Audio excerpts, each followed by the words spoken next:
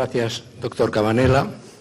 Como era previsible, una lección magistral de ciencia, experiencia, enorme sentido común, algo que lamentablemente no es la virtud cardinal de la sociedad en que vivimos, y en suma de vida, que es lo que hay que agradecerle. Bien, ahora vamos a abrir un turno de palabra, un coloquio de preguntas que pueden dirigir al miembro que crean oportuno de la mesa, con objeto de que los ponentes pues respondan a sus requerimientos. ¿No está la azafata? Sí, vamos a empezar. ¿Perdón? Sí, perdón un momentito. Con su permiso, señora. Me comenta el doctor Castro que, como especialista y experto, le gustaría iniciar el coloquio con alguna cuestión que plantea el doctor Cabanela. Vamos, por lo tanto. Tenemos que hacerlo. Vamos a ver, bueno, ante todo felicitarte por tu exposición y sobre todo por la lección de humildad y de buen hacer que nos da siempre. En cualquiera de tus exposiciones hay que ser realmente muy grande para plantear la autocrítica que siempre transmites, y creo que es lo más positivo para que vayamos avanzando. Bien, a propósito de todos los aspectos que has comentado, hay temas que nos preocupan y que yo llevo ya 30 años de ejercicio de la cirugía ortopédica y creo que ya tengo un poquito de esa visión global que permite ver las cosas desde arriba, y coincido plenamente contigo en esa compartimentación que has hecho de los errores y de los problemas que provocan los implantes, y que además me parece extrapolable a otros muchos aspectos de nuestra práctica quirúrgica. Otros países han desarrollado unas vías de control, estoy pensando en Alemania concretamente, que son los registros nacionales de prótesis, registros nacionales de implantes, que a nivel estatal monitorizan cada uno de los implantes y permiten su seguimiento, es decir, que permiten detectar de una manera bastante precoz problemas como los que tú nos has expuesto. ¿Qué opinas de esa forma? ¿Te parecería bueno que eso se llegara a generalizar, ese implante? Bueno, ese implante de los registros de implantes. No sé si se oye ahora. ¿Se oye ahora? ¿Sí? Sí. ¿No? Pero esto está funcionando. ¿No? ¿Se oye? Sí. Ha puesto el dedo en la llaga, porque esto, de hecho, los primeros en hacerlo, los registros nacionales de prótesis, fueron los escandinavos, los suecos. Y tiene varias ventajas eso. La primera es que al tener todas las prótesis que se hacen en el país registradas, entonces a la que empieza a haber un modelo que da problemas, que empieza a fracasar, eso hace que eso se detecte mucho más rápido, y entonces se pueda poner medidas para o bien sacar ese modelo del mercado, si es lo que hay que hacer, o bien alterarlo y mejorarlo si se puede hacer eso. Y la otra cosa que han hecho es que esos registros no solamente están hechos por modelo protésico, pero también por cirujano. O sea que el registro sueco de salud, de prótesis, tiene, y lo mismo el registro inglés y el registro escocés, que tienen menos vida. El registro sueco ya lleva más de 20 años. Tienen cifras del nivel de complicaciones de cada cirujano. Y concretamente el registro escocés, han hecho un estudio en el cual le daban esa información al cirujano, o sea, miraban todo lo que había hecho durante un periodo de tiempo, 1 año, 2 años, y le devolvían al cirujano la información. O sea que si un cirujano veía que tenía una tasa de luxación, de que la prótesis se salía de sitio, más alta que la media aceptable, entonces inmediatamente o bien ponía medidas él para que... Y consiguieron reducir la tasa de luxación en Escocia de esa forma. Porque claro, a que a uno le pican el amor propio, pues pone medidas para corregirlo. De hecho, hay una asociación mundial de registros de prótesis que funciona. Los países que mejor la tienen son los países escandinavos, Suecia, Noruega, Finlandia, Dinamarca, Inglaterra Inglaterra y Escocia. Francia tiene uno muy malo, Italia caótico y España no lo tiene. Bueno, no se rían porque Estados Unidos tampoco lo tiene. Y de hecho en Estados Unidos, claro, el problema es de una magnitud impresionante porque en Suecia, Noruega, es una población cautiva donde se sabe exactamente lo que hace cada individuo. Y en Estados Unidos tenemos una población enormemente fluida, muchísimo más grande, y además tenemos una población enormemente alta de abogados, que están a la caza de caza ambulancias, les llamamos. Con perdón si hay algún abogado en la casa, ya sé que no. Pero claro, es que hay excesivo número de abogados por cada 100 habitantes y entonces, claro, tienen que comer también cada día. Y usan todo lo que puedan para... O sea que sí, que es una forma de controlar la performance de la prótesis. Hay una palabra mejor que performance, pero bueno, eso es lo que se me ocurre ahora. Y es enormemente útil, pero de una aplicabilidad que depende mucho de la cultura y de otros muchos factores en cada país. En el mundo sajón es donde se ha llevado a sus más largos, sus más importantes niveles, y enormemente válido. Y de hecho en Estados Unidos usamos los datos del registro sueco con mucha frecuencia, para estudios, para muchas cosas. Tengo también que decir que mi maestro, el que enseñé ahí, Coventry, tuvo la inmensa visión de crear el registro de la Mayo de prótesis. Y tenemos todas las prótesis de la Mayo están clasificadas desde la primera, que se hizo en 1968. Yo estuve presente de ayudante, de tercer ayudante, en la tercera que se hizo. O sea, se empezó a hacer cuando yo estaba allí de residente. Y desde entonces tenemos el registro, pero nos gastamos cada año para mantener el personal, para mantener el registro activo y saber dónde está cada paciente. Los miramos al año, a los 2, a los 5, a los 10, a los 15, a los 20, a los 25, etc. Nos gastamos cada año más de $1 millón en sueldos para las secretarias que se encargan de llevar toda la información. Y claro, por supuesto, ahora está todo informatizado. Y claro, fíjense el valor de eso. El valor médico, el valor para el paciente es muy importante, pero el valor académico es increíble. Ese registro nos ha permitido hacer más de 1000 trabajos de investigación en todo el periodo de tiempo que lleva funcionando. Y además tenemos no solamente las caderas, pero las rodillas, los hombros, los codos, todo.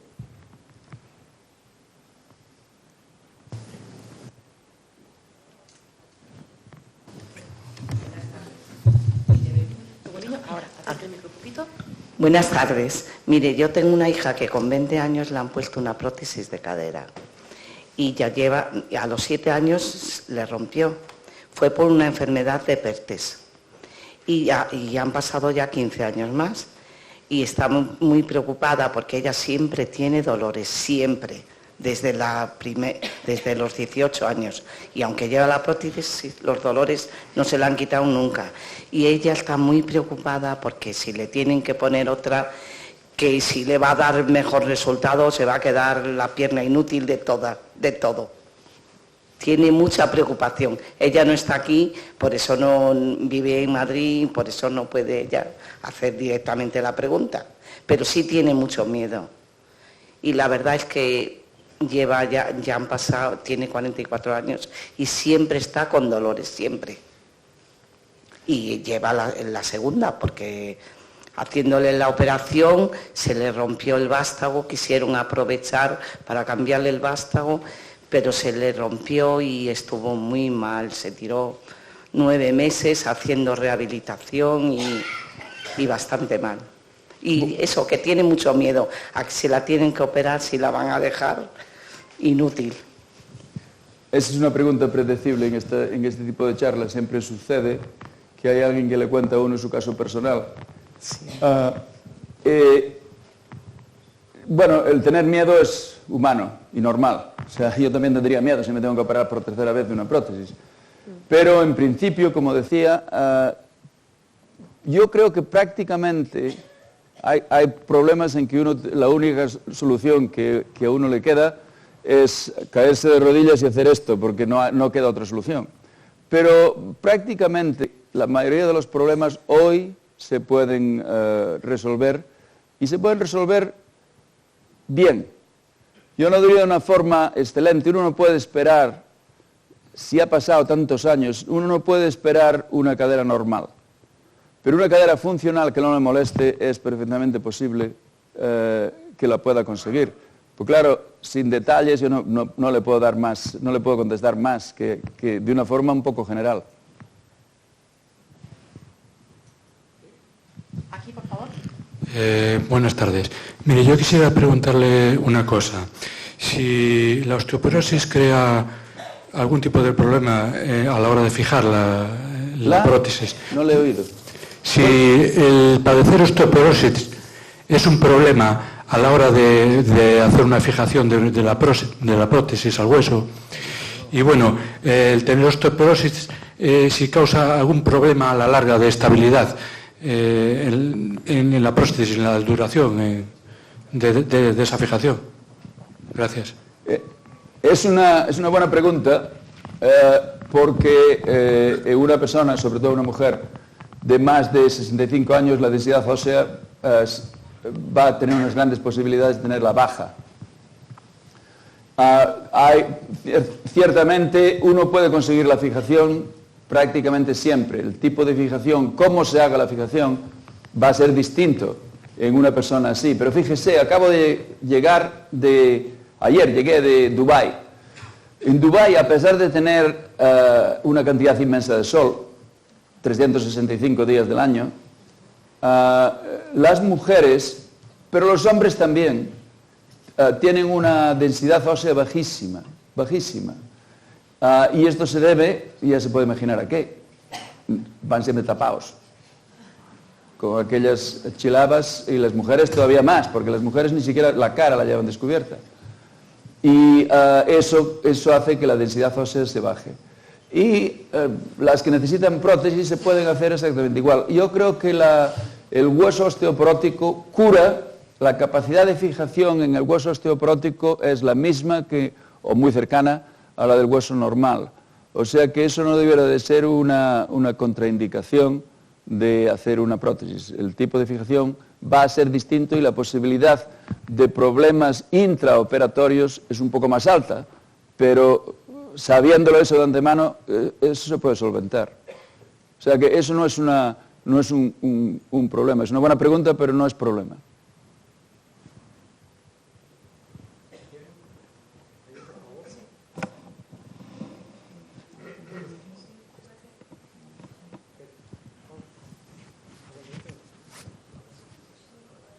¿Eh? Ah.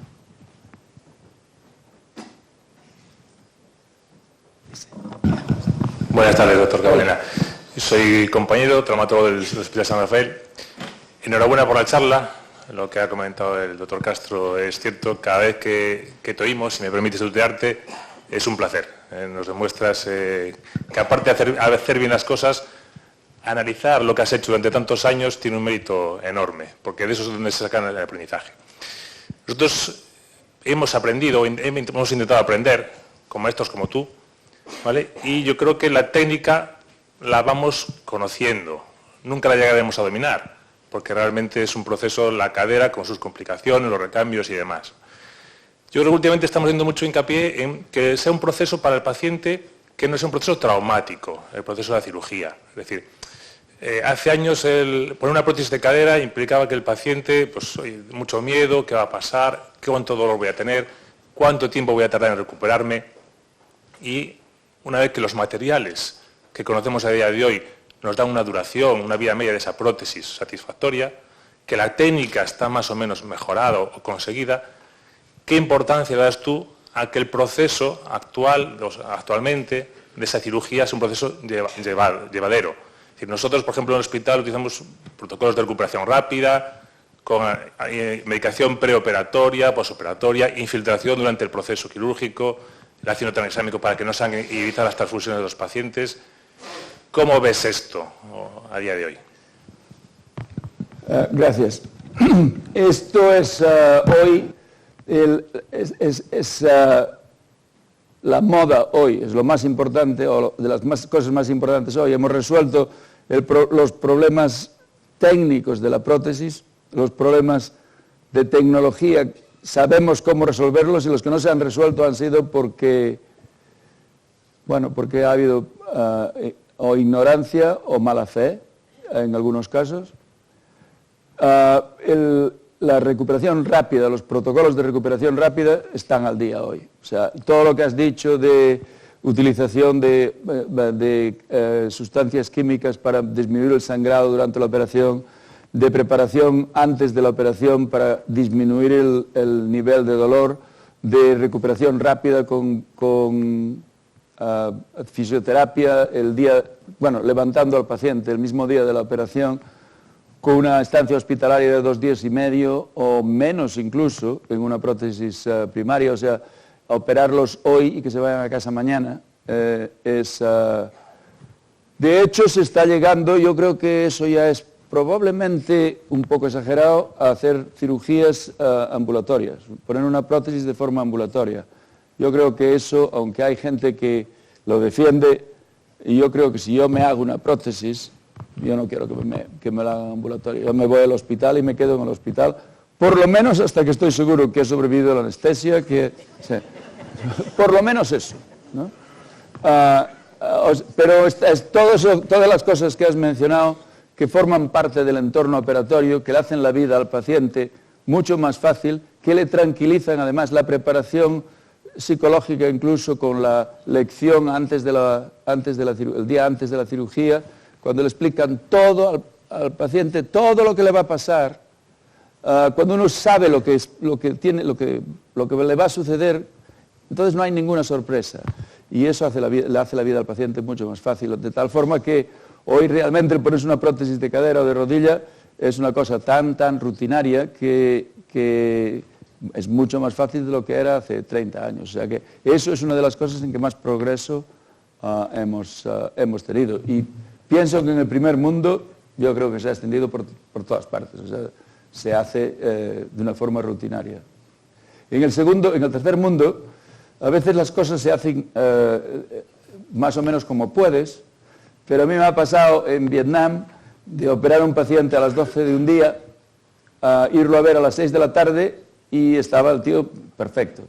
Y al día siguiente a las 7 de la mañana voy al hospital y no lo encuentro en la habitación, ha desaparecido. Y empiezo a buscarlo claro, yo no hablo ni una palabra de vietnamita, bueno, 2 palabras de vietnamita. Lo empiezo a buscar y de repente lo veo viniendo por el pasillo adelante. Nadie le había dicho lo que tenía que hacer, no tenía que hacer, y venía andando el tipo sin nada, sin protección de ninguna clase, cojeando un poco, y cuando me vio me dio una gran sonrisa. O sea que tuvo un protocolo de recuperación rápida que no fue preparado.